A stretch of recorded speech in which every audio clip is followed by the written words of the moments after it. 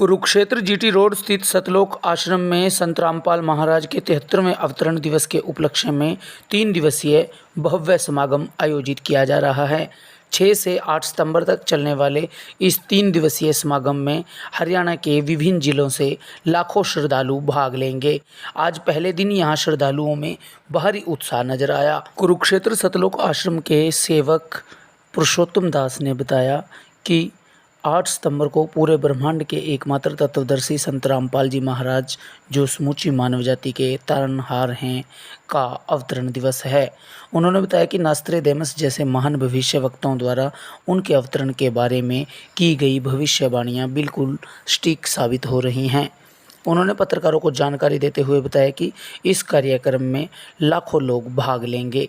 उन्होंने बताया कि सतलोक आश्रम से जुड़े श्रद्धालुओं में कार्यक्रम को लेकर भारी उत्साह है और वे अपने सतगुरु महाराज के दिखाए मार्ग पर चलते हुए समाज से कुरीतियों को दूर करने के लिए जागरूकता फैला रहे हैं।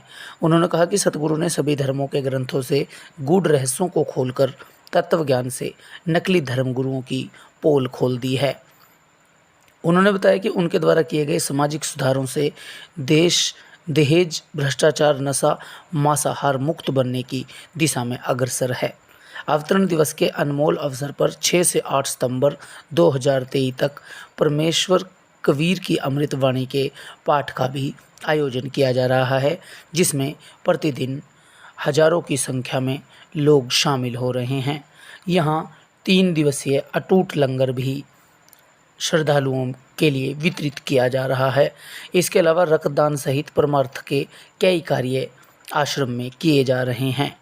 आज पहले दिन श्रद्धालुओं ने समागम में भाग लिया। आश्रम के सेवादारों ने पत्रकारों को जानकारी दी कि अवतरण दिवस के उपलक्ष्य में देश भर में विभिन्न राज्यों में सतलोक आश्रमों के अंदर विभिन्न कार्यक्रम आयोजित किए जाएंगे, जिसमें अखंड पाठ प्रकाश, विशाल भंडारे, दहेज मुक्त विवाह, रक्तदान शिविर, विशाल सत्संग समारोह और आध्यात्मिक प्रदर्शनी का आयोजन किया जा रहा है, जिसमें आम जन सब भाग ले सकते हैं।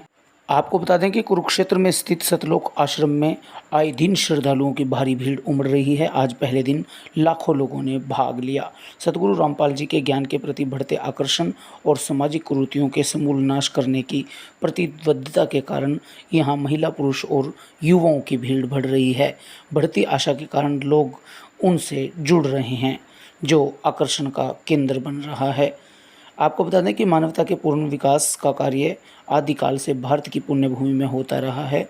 इसी पर अवतारों का अवतरण आदिकाल से होता आ रहा है। विडंबना ही कही जाएगी कि दिव्य पुरुषों और अवतारों के जीवन काल में तत्कालीन शासन तंत्र और भोली जनता ने उन्हें दिव्य ज्ञान और आदर्शों को महत्व नहीं दिया, अपितु उनका विरोध व अपमान किया गया।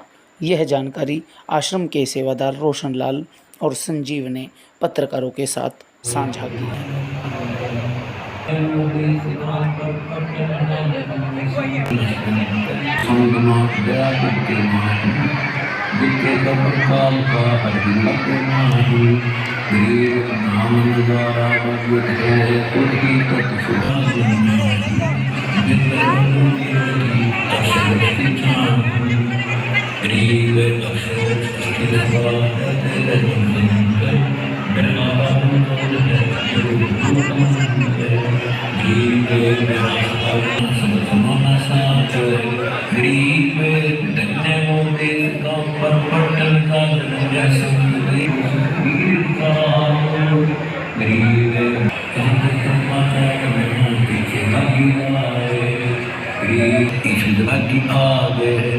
गरीब मुनि ज्ञानी सिल गया चित चित चमका अनहद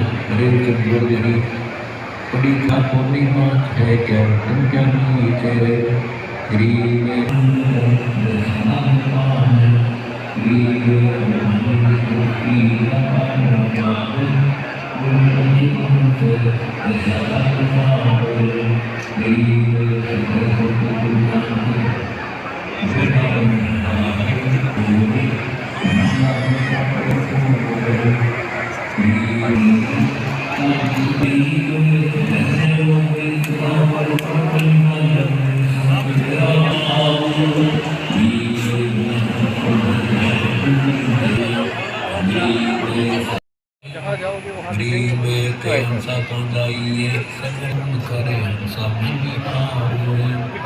माया जान गरीब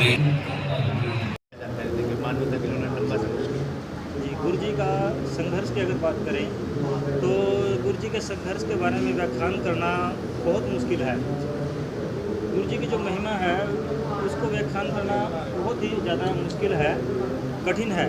पुरुषोत्तम भगत जी तो काफ़ी लंबे समय से जो है पहले से जुड़े हैं और संघर्षों में जो है साथ रहे हैं गुरु जी के साथ।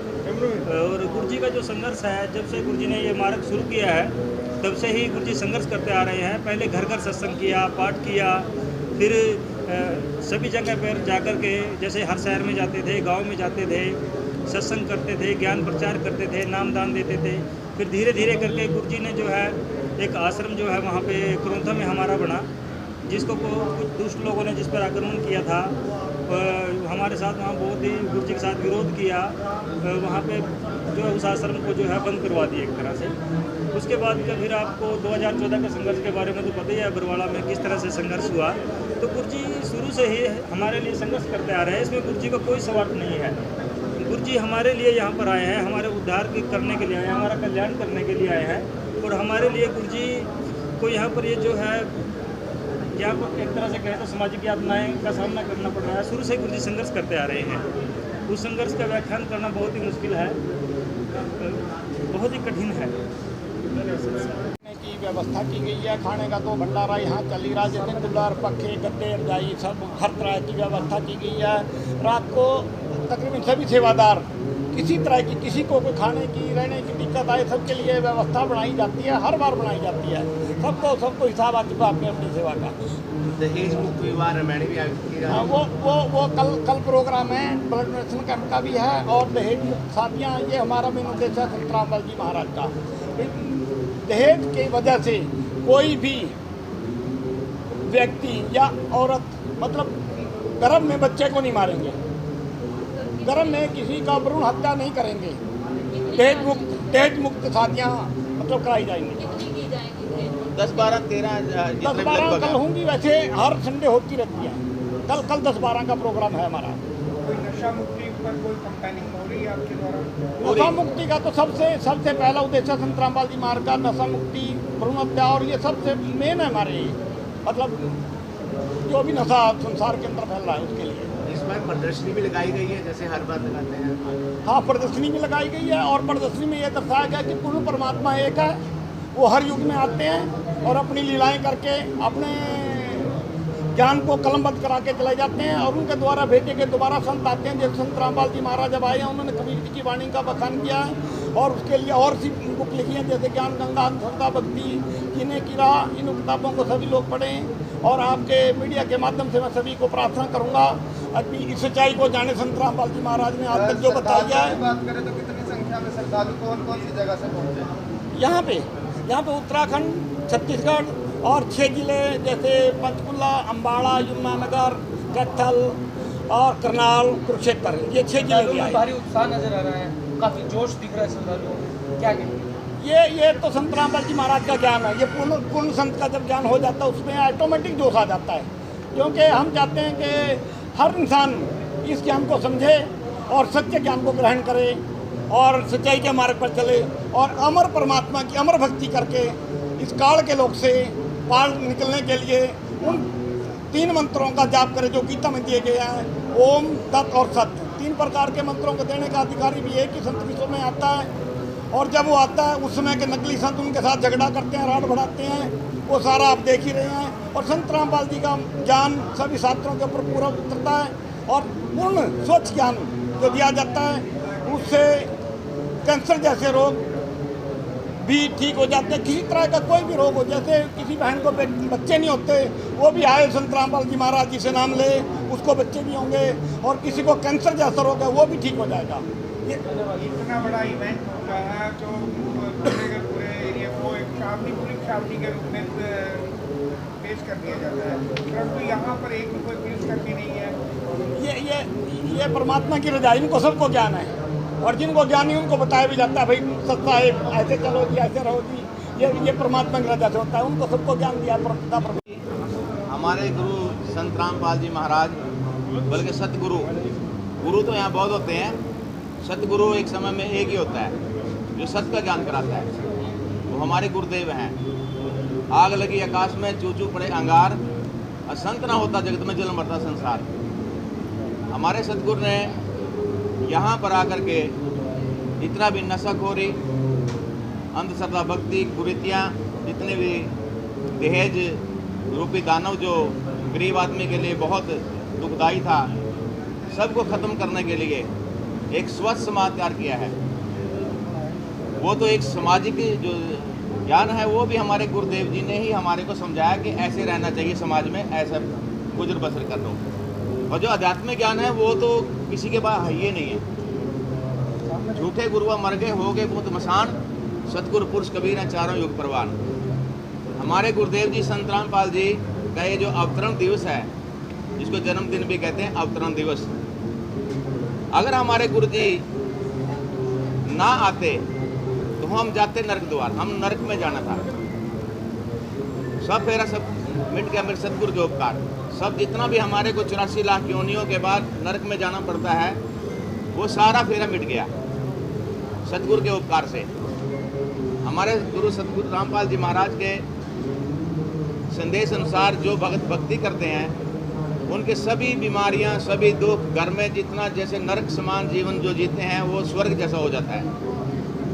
इसी उपलक्ष्य में हमारे अभी लगभग 10 समागम, एक नेपाल में है, 9 यहाँ पर हैं, ऐसे हो रहे हैं समागम। और यहाँ तो ये मान लेना बहुत छोटा सा प्रोग्राम है, 6 डिस्ट्रिक्ट यहाँ पर आए हुए हैं। बाकी जो और जैसे हमारा दनाना में बहुत बड़ा समागम हो रहा है, वहाँ पे 60-70 एकड़ में आश्रम बनाया है। 4 महीने में बहुत बड़ी उपलब्धि दी है। 4 महीने में बहुत, अभी वहाँ का कोई ना कोई आपको देखने को मिलेगा, कोई क्लिप आके दिखाएंगे कि वहाँ पर इतना बड़ा प्रोग्राम हो रहा है, कम से कम 10 लाख वहाँ पर संगत आने की संभावना है। और जगत के लोग भी यहाँ परमात्मा की दया से समझ रहे हैं सभी, और सभी मतलब यहाँ पर आकर के भोजन भंडार लेते हैं, सत्संग का आनंद लेते हैं और सारी अच्छाइयाँ देख करके प्रभावित होते हैं। हमारे आचरण को देख करके भगत जो, अगर गाँव में 2 भगत भी हैं, उनके आचरण को देख के दूसरों को लगता है यार वाकई में सही भगत हैं, इनका सुख हो रही, मौज हो रही है। अब फ्लड आया, आज मेरे को सुना रहा था कि हमारी फसल दुगनी हो रही है, औरों की फसल सूख गई है, डूब गई है, जो भी हो गया है। हमारे सतगुरु के दया से हमारी फसल भी बहुत अच्छी होती है, घर में सुख शांति होती है। तो इतना ही हम सतगुरु के बारे में। कार्यक्रम है, क्या कार्यक्रम है और कितने लोग आएंगे? यहाँ पर लाख से ऊपर का अनुमान है हमारे को आने का। तो उसके हिसाब से हमने तैयारी करके, जैसे हमारे को पता होता है 500 टीन का देसी घी का, शुद्ध देसी घी का यहाँ भंडारा बनता है, लड्डू और हलवा प्रसाद जैसे भी। और उसके बाद जो यहाँ पर आप कवरेज हर बार करते ही हो, ब्लड डोनेट किया जाता है, वो कल होगा। कल शादियाँ भी होंगी, कल जो दहेज मुक्त शादियाँ होती हैं वो आपने पहले भी देखा होगा। और जितने भी सत्संग के माध्यम से जो बुराइयाँ दूर की जाती हैं, जो मैंने बताया, अभी सारा कुछ बता ही दिया लगभग। ठीक है जी।